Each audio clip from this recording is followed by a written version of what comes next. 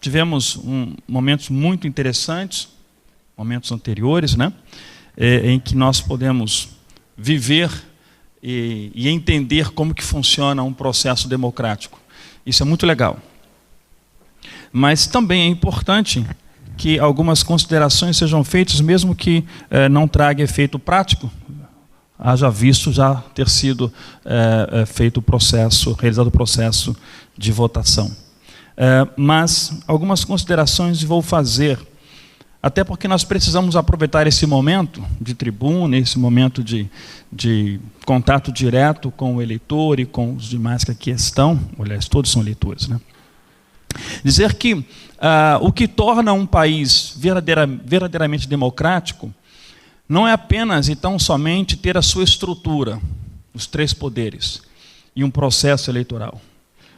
O que torna é, além disto, ele de fato funcionar nos debates e nas colocações que são feitas e nas verdades, nas entrelinhas do processo.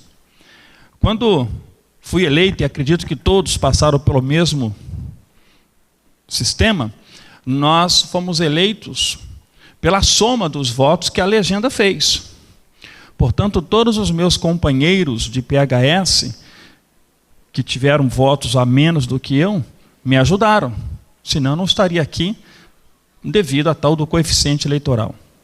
Portanto, isso deve ressaltar ou deve reafirmar o valor do companheirismo, do comprometimento com o partido com que você se lançou candidato. Eu não posso chegar na tribuna e dizer que não vou ouvir o que o meu partido disse, porque quando eu precisei dele, eu usei. Isso chama lealdade, respeito com os colegas. Eu tenho que ter, por dever moral, entender essa dinâmica, porque eu não fiz 1.200 votos sozinho, senão não teria sido eleito. Os meus colegas me ajudaram, portanto, eles também fazem parte desse processo de vereância. Portanto, quando eu ouvi, e ouvirei sempre que necessário, e sempre que meu partido pedir para falar, eu estou à disposição dele, e creio que todo e qualquer vereador, todo e qualquer político eleito, tem que entender esse princípio, que nós representamos não a nós mesmos ou ao nosso ego, nós representamos a um grupo que nos deu apoio e nos deu força, e, na matemática do voto, nos deu condições de estar aqui à frente, de qualquer que seja a tribuna. Portanto, ouvir os companheiros de partido é muito mais do que uma alegria, é um dever. Respeitar, dever é também.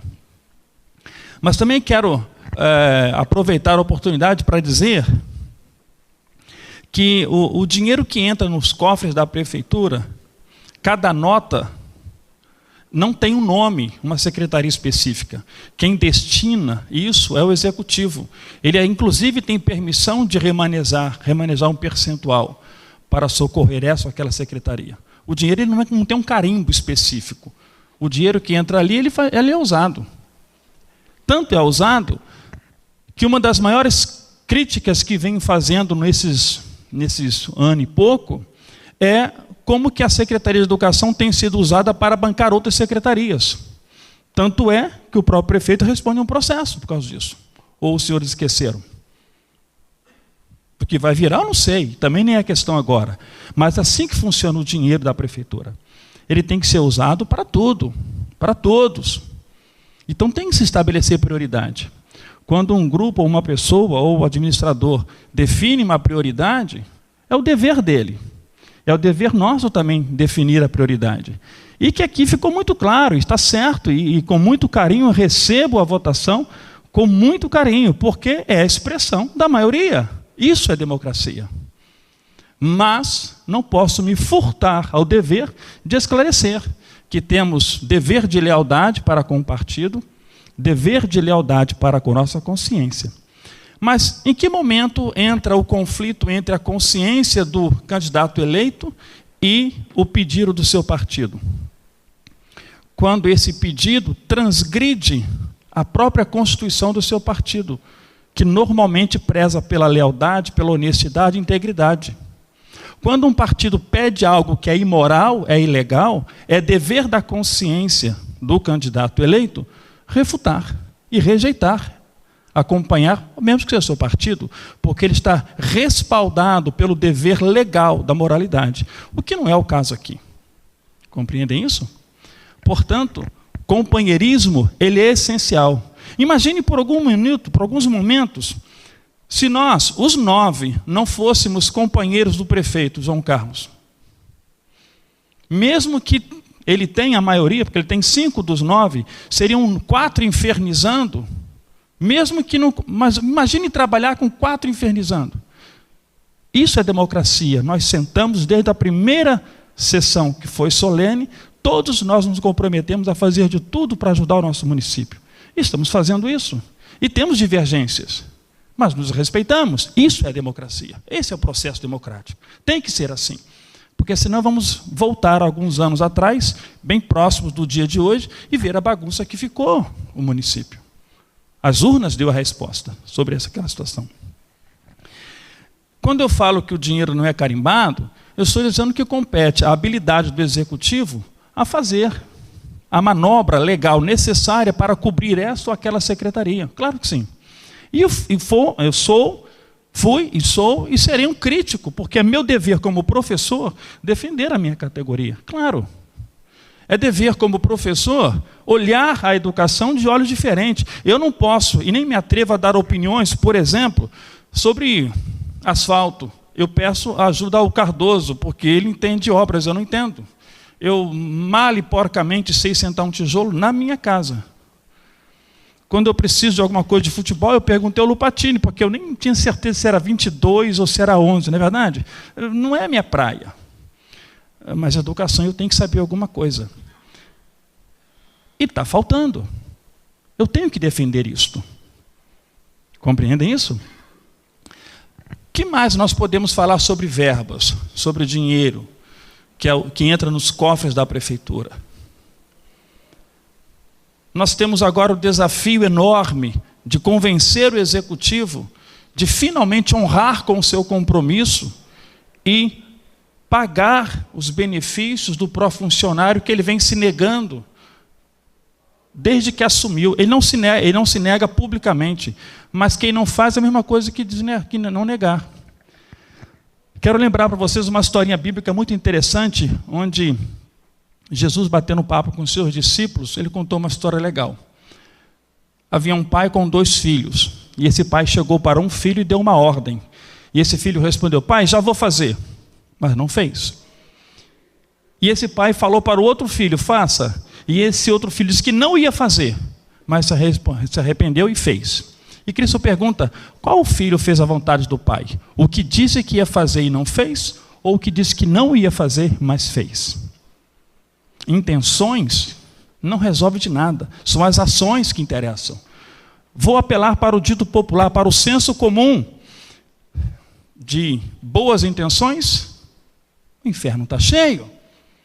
Então é a prática que revela o verdadeiro caráter, não apenas de um político, ou de um pai de família, ou de qualquer pessoa. É a prática, não o que ele fala. E qual é o apelo à prática? É para que simplesmente se observe com seriedade, com equilíbrio, com sobriedade, onde e de que forma é gasto cada centavo arrecadado dos nossos impostos. É ali que se pede a sobriedade, a serenidade, a seriedade, que estamos vendo acontecer.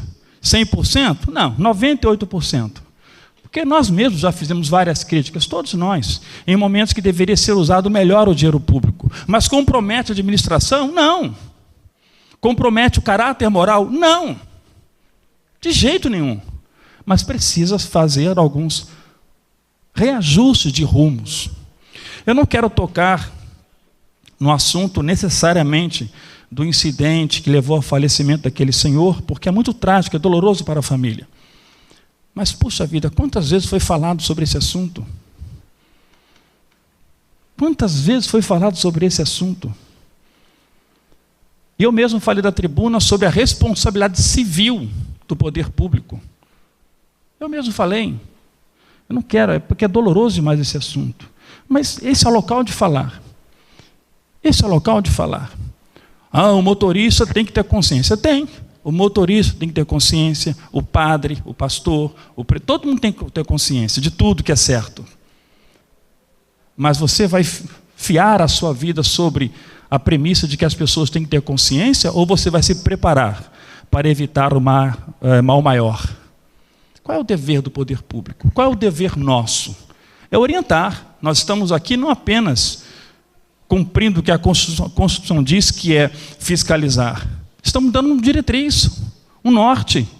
Porque, parafraseando o grande profeta vereador Elton Silva, não somos vereadores do povo? Então o povo fala por nós também, ou através de nós. E o povo está dizendo, pedindo coisas, providências. Nossa função é muito mais do que fiscalizar.